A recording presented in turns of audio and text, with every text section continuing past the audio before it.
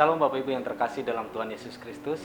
Hari ini kita bersyukur kepada Tuhan atas kasih dan anugerahnya. Kita bertemu kembali di dalam program Sapa Senja. Hari ini mari kita membuka firman Tuhan di dalam 2 Timotius 2 ayat yang pertama sampai dengan yang ke-6.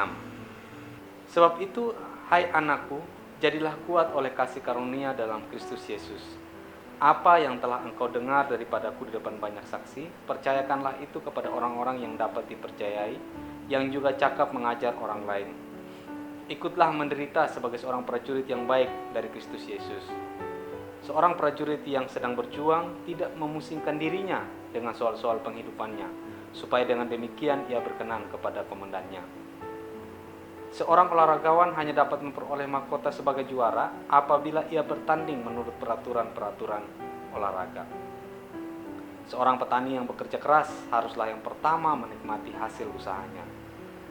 Bapak Ibu yang terkasih dalam Tuhan Yesus Kristus, kehidupan kekristenan itu adalah kehidupan yang tidak mudah.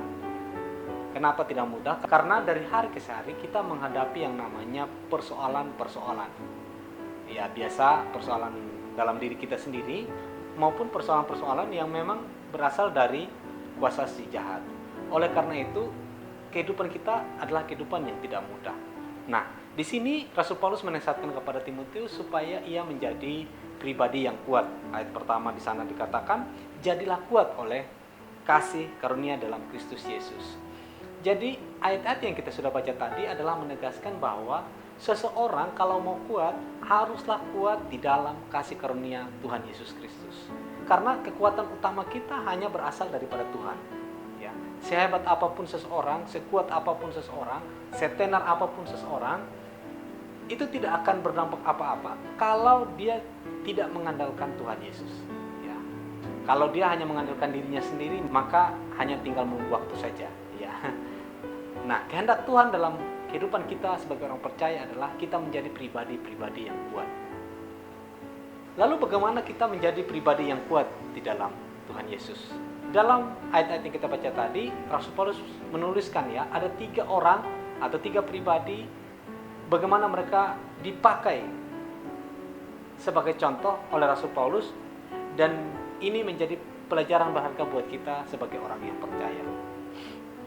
Contoh yang pertama adalah prajurit. Ayat yang ketiga, ikutlah menderita sebagai seorang prajurit yang baik dari Kristus Yesus. Seorang prajurit yang sedang berjuang tidak memusingkan dirinya dengan penghidupannya, ya, dengan soal-soal penghidupannya. Artinya apa di sini? Artinya dia hanya fokus kepada tugas utama dia sebagai seorang prajurit. Ya, tidak mungkin sebagai seorang prajurit dia ketika berperang atau sedang menjaga perbatasan, dia sedang memikirkan, wah, bagaimana kebutuhan rumah tangganya, bagaimana kehidupan keluarganya. Tidak. Yang dia pikirkan adalah bagaimana dia bisa menunaikan tugasnya dan menjaga perbatasan dengan baik. Nah, disinilah yang diperlukan adalah fokus. Ya. Fokus utamanya adalah pekerjaannya. Ya. Dia tidak memusingkan diri dengan apapun, bahkan tentang kehidupannya. Nah, kehidupan kekristenan juga harus seperti seorang prajurit. Kalau kita mau ingin kuat, ya kita harus sebagai seorang prajurit. Kita hanya fokus kepada Tuhan. Ya. Soal apapun di dalam dunia itu adalah soal bukan urusan kita lagi, gitu ya. Itu urusannya Tuhan. Ya. Tugas kita adalah hanya fokus kepada Tuhan, berkenan kepada Tuhan. Karena kalau tidak demikian, ya kita sibuk dengan hal-hal yang nggak perlu, kita sibuk dengan hal-hal yang menduakan Tuhan, maka kita tidak akan pernah berkenan di hadapan Tuhan. Lalu yang kedua, ayat yang kelima di sana dikatakan, seorang olahragawan hanya dapat memperoleh mahkota sebagai juara apabila ia bertanding menurut peraturan-peraturan olahraga. Ya. Hal yang kedua yang diajarkan oleh Rasul Paulus adalah seorang olahragawan. Ya. Seseorang olahragawan tidak akan diberikan medali kalau dia tidak bertanding menurut peraturan-peraturan olahraga. Nah, maksudnya apa di sini? Rasul Paulus ingin menuliskan bahwa kehidupan kekristenan itu ada rule-rule, ya, ada aturan-aturan yang mesti diikuti agar kehidupan kita itu menjadi pribadi yang kuat. Ya. Nah, aturan-aturan apakah yang hendak disampaikan oleh Rasul Paulus adalah aturan firman Tuhan. Ya. Alkitab sudah dituliskan untuk kita sebagai pedoman, sebagai aturan. ya untuk kita menjalani kehidupan kita hari lepas hari. Oleh karena itu, pedoman atau panduan hidup kita adalah firman Tuhan. Kalau kita hidup sesuai dengan firman Tuhan, kalau kita menjalankan aktivitas kita sesuai dengan aturan-aturan yang sudah ada di dalam firman Tuhan, maka kita akan menjadi pribadi-pribadi yang memperoleh mahkota. Ya, kita akan menjadi seorang pemenang, di mana seorang hanya bisa dikatakan juara, ya, mendapat mahkota kalau dia bertanding, ya, sesuai dengan peraturan-peraturan yang berlaku. Lalu pribadi yang ketiga adalah di ayat yang ke-6.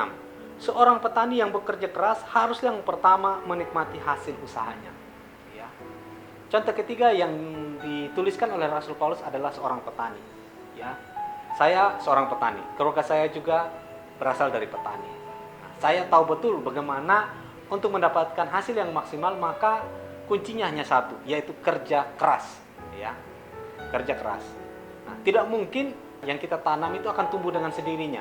Ya. Memang kalau disebar begitu bisa tumbuh, tetapi pertumbuhannya itu tidak maksimal. Oleh karena itu, yang dibutuhkan adalah kerja keras. Mulai dari membajak sawah, mulai memberikan air, sampai bahkan menjaga dari hama, ya, seperti tikus ataupun burung. Untuk mendapatkan hasil yang maksimal, maka diperlukan yang namanya kerja keras. Ya. Nah, kehidupan kekristenan juga seperti itu. Kalau kita ingin menjadi kuat di dalam Tuhan, ya, ingin menikmati apa yang Tuhan janjikan, maka kuncinya adalah kerja keras. Kita tidak mungkin hanya santai, duduk leha-leha, enggak. Tetapi firman Tuhan mengatakan kita harus bekerja keras. Ya. Kalau kita bekerja keras, maka otomatis kita akan menjadi orang-orang yang menikmati hasil ataupun berkat yang daripada Tuhan. Ya, di samping kerja keras, kita bekerja secara cerdas. Yang pasti apapun yang kita lakukan, semuanya untuk hormat dan kemuliaan Tuhan. Oleh karena itu, pelajaran pada sore hari ini memberikan kita kekuatan agar kita menjadi orang-orang yang kuat. Caranya ya kita belajar dari seorang prajurit, kita belajar dari seorang olahragawan, dan juga kita belajar dari petani. Kiranya firman Tuhan pada sore hari ini memberkati kita. Shalom.